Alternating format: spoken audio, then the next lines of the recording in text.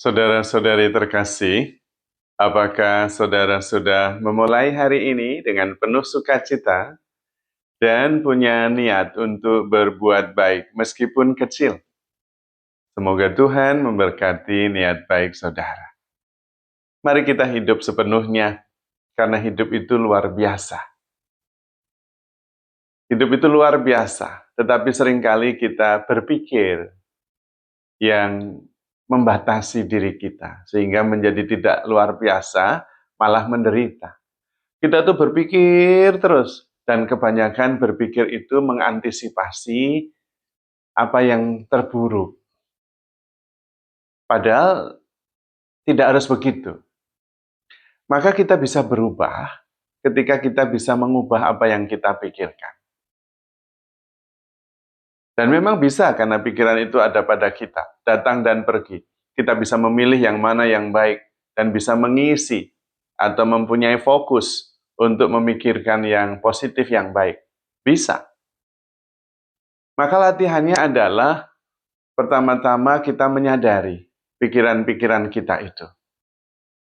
Karena dengan menyadari pikiran-pikiran yang bergerak dan mengarahkan hidup kita bisa mengubahnya. Karena itu pikiran kita ada dalam diri kita. Artinya kita sudah menyadari, sehingga pikiran itu ada pada kendali kita. Tetapi kalau kita tidak menyadari pikiran-pikiran yang menggerakkan kita, berarti kita dikendalikan oleh pikiran itu. Kita ada di bawahnya. Maka latihan pertama adalah menyadari pikiran-pikiran kita. Dan pikiran yang paling umum adalah kehidupan itu seringkali melawan kita. Padahal tidak pernah kehidupan itu melawan kita. Kehidupan itu diciptakan Tuhan untuk kita, bukan untuk melawan kita. Tergantung isi pikiran kita. Maka pertama kita ubah. Hidup itu tidak melawan kita, tapi diciptakan Tuhan untuk kita. Karena itu yang paling penting kita terbuka.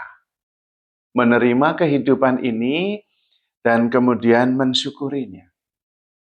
Menerima, mensyukurinya, dan kemudian mensyukurinya dengan mengisinya dengan kebaikan dan kasih.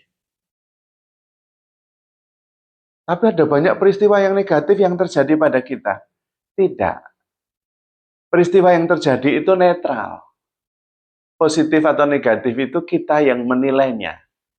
Kalau kita menilainya sebagai positif, positif. Kalau kita menilainya sebagai negatif, negatif.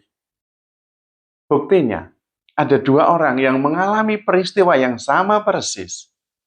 Tapi sikap dan reaksi kedua orang itu bisa completely different, totally different.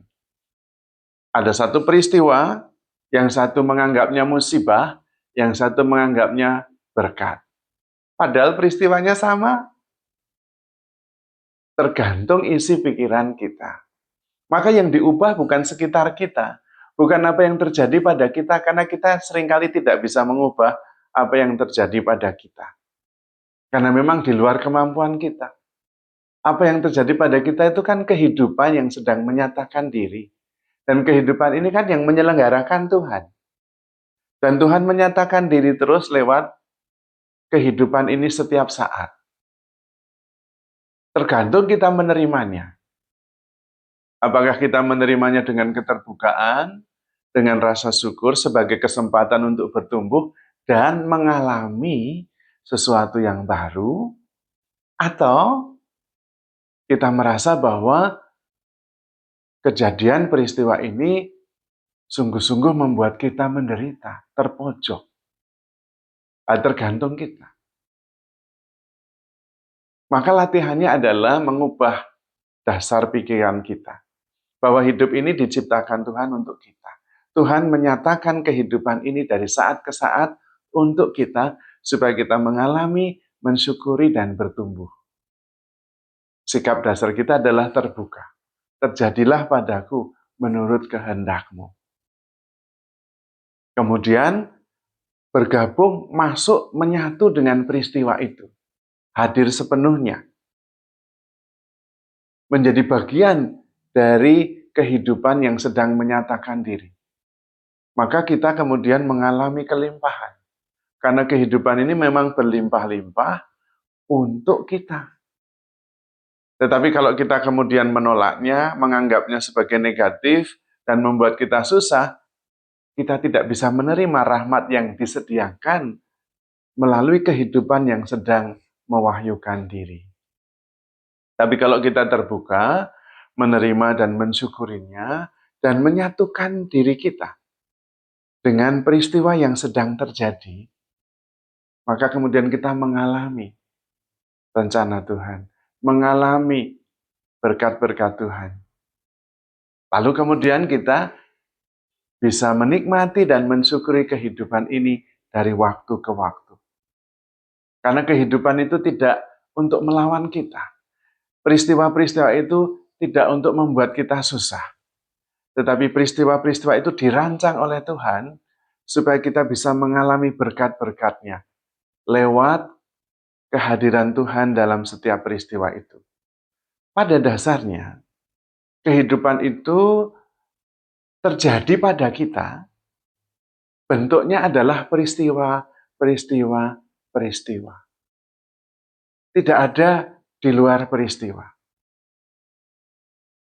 Contohnya, saya bertemu seseorang saat ini. Itu berarti kehidupan sedang menyatakan diri lewat perjumpaan itu. Tetapi, kalau saya kemudian bertemu dengan seseorang, kita tidak menjadi satu dengan perjumpaan itu, tetapi malah mikir, wah, orang ini bahaya atau enggak ya? Kemarin saya ketemu orang yang mirip dia, dan saya susah. Berarti saya tidak menyatukan diri dengan kehidupan yang sedang menyatakan diri lewat perjumpaan itu. Tapi berhenti di masa lalu, mikir tentang orang yang mirip, yang mengakibatkan saya susah kemarin. Lalu kita kehilangan kesempatan saat itu, padahal saat itu Tuhan datang melalui orang itu dan melalui perjumpaan itu, melalui peristiwa itu, untuk menguatkan kita, untuk memberi kita kesempatan berbuat baik, untuk memberi kita mengalami kasih Tuhan. Tapi kemudian kita menutup diri dengan memikirkan apa yang terjadi kemarin. Kita tidak menjadi satu dengan perjumpaan itu, tetapi malah menjaga jarak dengan membangun tembok, yaitu pikiran tentang orang itu. Sehingga saya tidak ketemu orang itu, tapi ketemu pikiran saya sendiri tentang orang itu berdasarkan pengalaman kemarin. Dan karena itu kita tidak bisa hadir sepenuhnya dan bersatu dengan peristiwanya. Padahal setiap peristiwa diberikan oleh Tuhan untuk kita. Bukan untuk melawan kita, bukan untuk membuat kita menderita. Pikiran kita yang perlu diubah, sikap kita yang perlu diubah. Bukan peristiwanya, karena peristiwanya tidak bisa diubah, itulah kenyataan. Maka kita perlu latihan. Menerima setiap peristiwa dengan keterbukaan hati, pikiran, panca indera, supaya kita bisa bersatu dengan peristiwa itu dan mengalami Tuhan yang selalu hadir dalam setiap peristiwa. Kemudian kita bisa menjadi satu dengan Tuhan melalui peristiwa-peristiwa yang kita jalani sepenuh hati, sepenuh diri, sepenuh panca indera. Latihannya sederhana, hadir sepenuhnya setiap waktu, tidak mikir ke sana kemari ketika sedang mengalami sesuatu, supaya pikiran, badan, dan jiwa kita, roh kita jadi satu dengan peristiwa yang sedang terjadi. Pada waktu itu, kita sedang bersatu dengan Tuhan sendiri. Karena Tuhan selalu ada saat ini. Dan memang hidup yang masalah saat ini. Life is about now, bukan kemarin atau besok. Seperti nafas. Nafas itu selalu sekarang. Tidak ada nafas kemarin atau masa depan. Saat inilah kita bernafas. Dan nafas adalah nafas Tuhan.